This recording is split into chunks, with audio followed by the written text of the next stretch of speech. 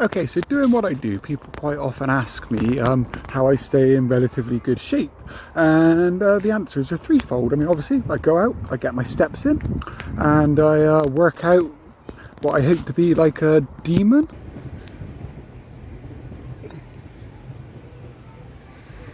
But the most important one of all is, generally, I'm pretty dialed in with my nutrition. On the days I'm not doing challenges, I don't eat like an idiot. I have a few staple meals that I stick to, and one of my favourites is fat-free Greek yogurt, bananas and blueberries, because add a bit of protein powder, it tastes like cheesecake, it's high in protein, everyone's a winner. And I had a random thought, which is, I know how much of that I eat, but what I don't know is how much I can eat.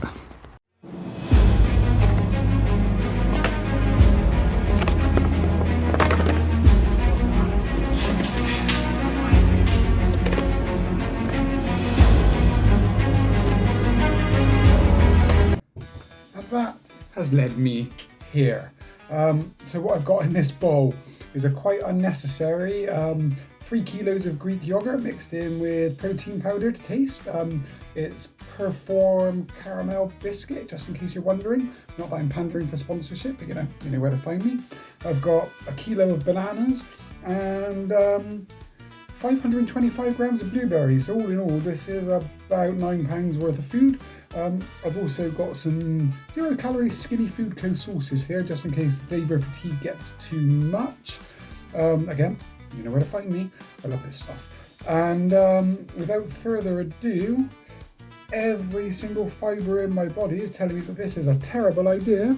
So let's set that timer and make what looks like it's going to be an awful decision.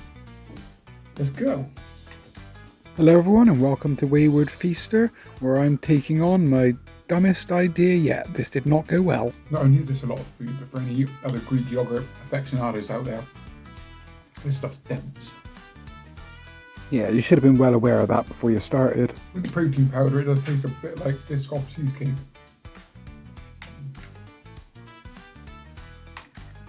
But I do get the feeling this is going to get old fast. And what I meant by that is about 10 spoonfuls in, and it was already starting to get old. I mean, the flavour fatigue and the heaviness of this hit fast. I don't think I can have any problems hitting my protein goals for the day. Yeah, you got that right. It's 3 days later and your stomach and everyone else around you is still suffering from the result of that much protein. I mean, seriously, taking down this much dairy in one sitting had consequences. We're only at a corner and this is starting to feel like a brick already.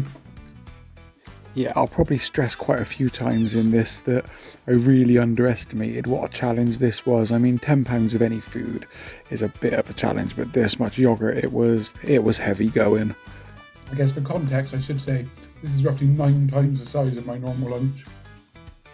Yeah, when trying to think of a challenge to do, I went with the call of I couldn't think of what to do today, so I'll just take what I normally eat, times it by 9 and see what happens. And what happened was hard. I'm trying to wonder if I should have used a bigger spoon. The thoughts you have before things get real. Trust me bro, the size of your spoon was the least of your problems here. Maybe the size of the meal was a bigger issue than the spoon. To be fair though, the little spoon didn't help. I feel like this isn't really going down. I'm not going to lie, it was a little bit disheartening how slow this was moving. I felt like I'd been eating for an age at this point. Take down a bit of that, you can see it is moving. I mean, you can see a little bit of progress, but I think that was just wishful thinking. It was genuinely quite hard on the psyche how little progress seemed to be being made.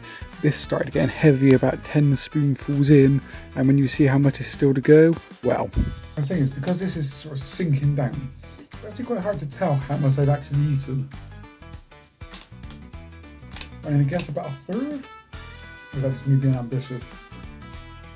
In retrospect, I didn't think it was anything close to a third. I think you're just trying to G yourself up a little bit there. Would it be a video if I didn't have my Dr. Pepper substitute? Check me out. I think some people watching this might think I'm something of an addict, or I'm really pandering to Aldi. Either way. Much of that is still there. Right. Mix in. things I didn't quite maybe put enough protein powder in here. It's not as biscoffy as I would have liked. Trying a bit of sweetness. Get a bit of sauce in there, give it a mix. I think I had a miniature second wind around this point. You can see I seem to have picked up a little bit of enthusiasm after the head dropped a little bit there. You've got to wonder why I ever thought this was a good idea. I seem to say that a lot. Probably for time 11 minutes. I thought this might be as easy to eat as the banana split challenge, but no. Yeah, the brain of Britain's back there. Didn't realise that ice cream and yoghurt are completely different foods. I mean, you do eat enough of both to know that they both sit very, very different on you. Well done. We're getting somewhere. Yeah, as much as it was nice to see progress at this point, you can see the faces I'm making are starting to look even more pained and defeated. This part of the challenge was hard. I mean, I have literally run marathons where I didn't look like I was struggling this much towards the end. I know I've said in previous videos how much I love banana. I'm not sure that's going to quite apply after this. Fun fact, my love for banana did prevail. I actually did have another banana later that day and several the next day. So my love of bananas did win out. Look. You will now see that the rest of this video is just an exercise in suffering. It's a good thing you can't hear all of the audio I'm making because there are a lot of depressed and defeated groans going on. But then again, I've got to admire my resilience to actually keep going at this point. Come on. Right. I don't think I've ever wanted to finish anything less in my life. And yet, like a Trojan, we kept plugging on right until the end. Never give up, kids. If you have any idea what I was trying to say there, please comment below because I genuinely don't have a clue. I think that was just the sad gurgling of a defeated man struggling to swallow. Possibly the least dignified noise I made in this whole video, but I've watched it about several times and it has become a genuine curiosity to work out what I was trying to convey to the audience there. I think it was something like, please stop me before I do anything else this dumb ever again, or somebody just take this off me because I will keep going and I will make it more and more sad for myself. But watching me struggle there, that is just a sad, sad, sad man. I don't think I could have sunk into the table more if I would have tried at this point. So close we are. So close, yet the reality was it seemed so far. Every single bite felt like an internal struggle at this point. Again, this is possibly the hardest challenge I've ever done, and I felt every gram of it at this point. And the yogurt itself felt like sludge in my mouth. It was just diabolical. That's where we are. Looking back on this, it really does look like I'm about to do something unsightly all over the table. And like I said, the yogurt was sludge, the berries were sludge, everything just tasted awful at this stage. You know, whenever I start doing these challenges, I get excited for it. And then by the end, I really am not excited. And yet I know that by Friday, I will probably be planning the next one and be just as excited.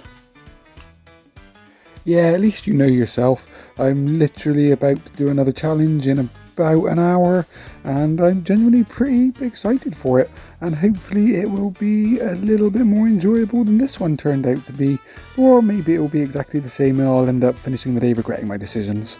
And you can use the expected yogurt-y debris, but I'm calling that done. 25 minutes 54 seconds. The world's most unnecessarily large yogurt bowl. Just about beaten. Thanks.